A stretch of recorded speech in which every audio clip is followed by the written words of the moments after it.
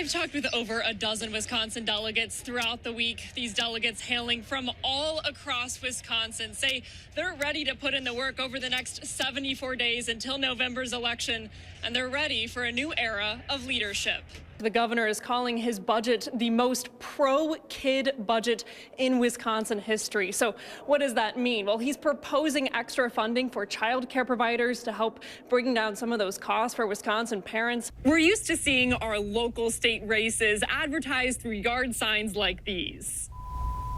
But now we're seeing more television ads for them than ever before. Now with polls calling this race a toss-up and only 17 days left until the election, we'll see if this debate tonight makes any changes. The city says if you're found with 28 grams or 1 ounce of marijuana, they won't prosecute you. But what does 28 grams really look like? Well, using the stand-in of peanut M&Ms, we'll show you.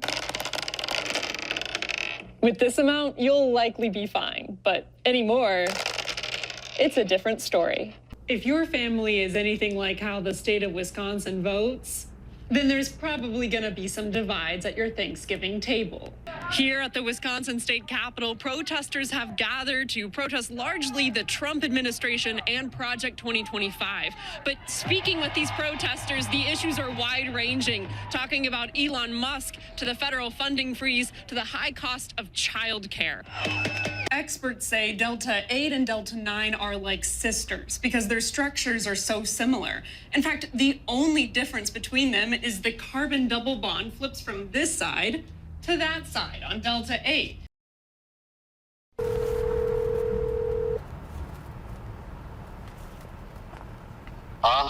Hey, Cayetano, saludos, buenas tardes. Voces de la Frontera is a Milwaukee-based advocacy group.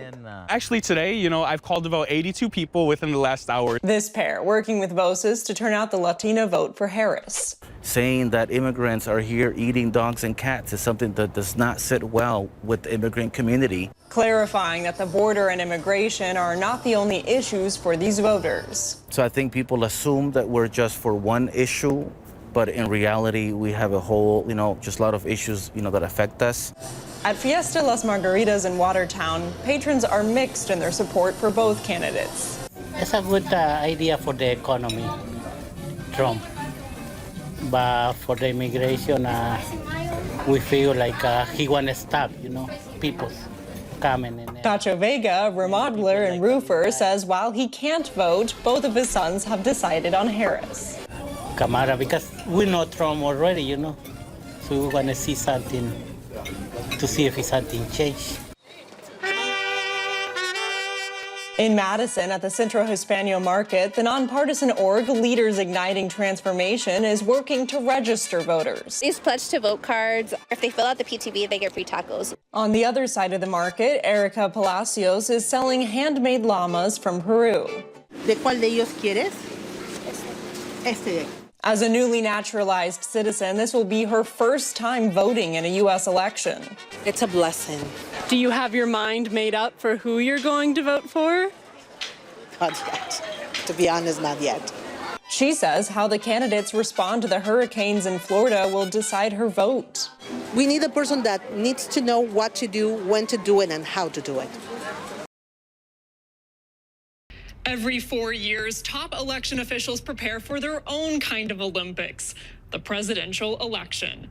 As of Friday, the Wisconsin Elections Commission reports in-person absentee voting is up nearly 40% compared to 2020. I really do genuinely feel like we are very prepared for this election. Megan Wolf is the top election official at the Wisconsin Elections Commission. I don't think that I've had a single day in my 13-year career where I haven't gone home and felt like today was an important day. We did important things. Wolf became the subject of attacks from former President Donald Trump when in 2020 he falsely claimed to have won the state, despite recounts in 2 of the state's most populous counties and a Wisconsin State Supreme Court ruling. It is really difficult as an official to feel like no matter how many audits are conducted, no matter how many, times our process is cleared through many, many court cases, no matter how many recounts there are, no matter how much data we can produce, that there are some people that will just remain unconvinced. Yet Wolf persists in her nonpartisan role. If we were to say well, there's political pressure for election officials to resign or to do our job differently, and we were to give into that, that would really be giving in to political processes. Wolf says Wisconsin has more local election officials here than any other state, 18,150 of them. So the people running your election, they're not someone at the state, they're someone in your community. Let's get the right key. Okay. Lisa Tollefson I love what I do. helps train those local officials. I like that we're decentralized. I think it puts more eyes on everything. Here at the Footville Village Hall, Tollefson, the Rock County clerk, is leading a public testing of the voting machines. How accurate do you find that to be? 100%. So we have security seals, we have encryption, we have double checks on everything. On election day, the work is just getting started. But it's really important work to go through and make sure that we don't have more ballots cast than we had registered voters, that there weren't more ballots issued than we had absentee requests or signatures in the poll book. All of those checks happen at the municipal, the county, and then again at the state level. Reminding voters to not expect official results on election night. I train them to be accurate. I am not looking for speed.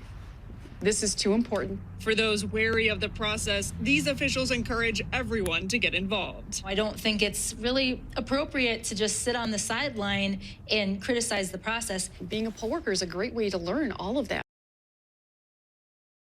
Do you have PT today? Yeah. Do you have speech today? Yeah. Do you have a lot of therapy, Cade? Yeah. Got it, Muscles?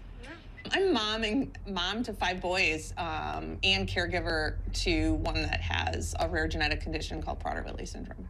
95% of rare diseases like Prader-Willi syndrome have no treatment. I was told by doctors that be prepared, he's going to have a short life. A mother turned advocate, Katie Morrow, is hoping Congress will extend the Rare Pediatric Priority Review Program to incentivize drug companies to find a cure for her son.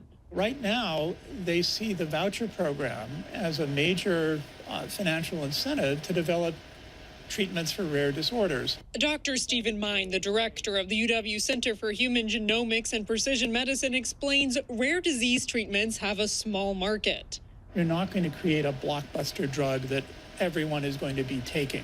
So to create a financial incentive for drug companies to still research rare diseases, a voucher program was created.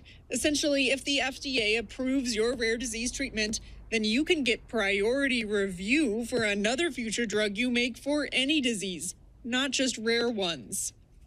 So what you're selling is the opportunity to get another drug on the market about 6 months sooner than otherwise. That is considered quite valuable. Drug companies can sell these vouchers to each other for hundreds of millions of dollars, which some critics of the program say could ultimately drive up drug prices for consumers. I have this hope out here that there will be a cure for PWS. Morrow sees this voucher program as being one step closer to finding a cure for her son, Cade. That'd be a great birthday present to Mom. What do you think? If no further action is taken, pharmaceutical companies will have until September 30th of 2026 to receive vouchers for their qualifying drugs. After that, the FDA will no longer be allowed to give out those priority review vouchers.